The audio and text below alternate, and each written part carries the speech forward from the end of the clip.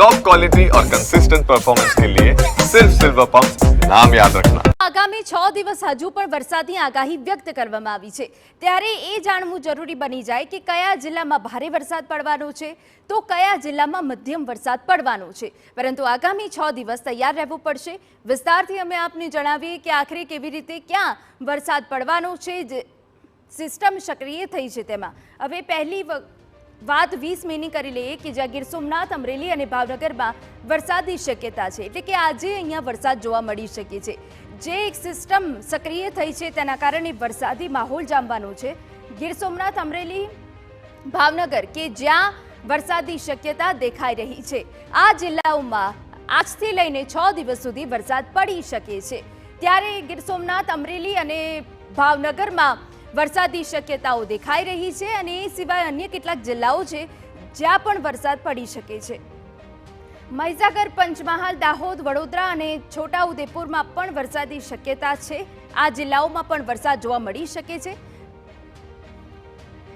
એ સિવાય ભરૂચ, નર્મદા, સુરત, તાપી, નવસારી અને ડાંગમાં પણ વરસાદની શક્યતા દેખાઈ રહી છે, એટલે કે 20 મે વરસાદ પડી શકે છે। અને આપને જણાવી દઈએ કે જ્યાં આગામી 6 દિવસ સુધી હજુ વરસાદ રહેવાનો છે, આજથી લઈને 6 દિવસ સુધી વલસાડ, દમણ, દાદરા નગર હવેલીમાં પણ વરસાદની પૂરેપૂરી શક્યતા છે। હળવા વરસાદનું અનુમાન છે એમાં આપને જણાવી દઈએ રાજકોટ, અમરેલી, ભાવનગર, ગીર સોમનાથ અને સાબરકાંઠામાં 21 મે એટલે કે આવતીકાલે હળવા વરસાદનું અનુમાન છે। અરવલ્લી, મહીસાગર, ખેડા, આણંદ, પંચમહાલ અને દાહોદમાં પણ વરસાદ પડી શકે છે। જે એક વરસાદી સિસ્ટમ સક્રિય થઈ છે તેના કારણે ભારે વરસાદનું પણ અનુમાન છે। હવે ભારે વરસાદની વાત કરી લઈએ। નવસારી, ડાંગ, વલસાડ, દમણ, દાદરા નગર હવેલીમાં પણ ભારે વરસાદનું અનુમાન છે, એટલે કે આગામી દિવસોમાં આ જિલ્લાઓમાં ભારે વરસાદ પડી શકે છે। વડોદરા, છોટાઉદેપુર, ભરૂચ, નર્મદા, સુરત અને તાપીમાં પણ વરસાદ પડી શકે છે। તો આ જે જિલ્લાઓ છે ત્યાં વરસાદી વાતાવરણ જોવા મળી શકે છે। અને આપને જણાવી દઈએ કે જે ઉત્તર ગુજરાત છે કે પછી દક્ષિણ ગુજરાત છે ત્યાં પણ વરસાદ પડી શકે છે।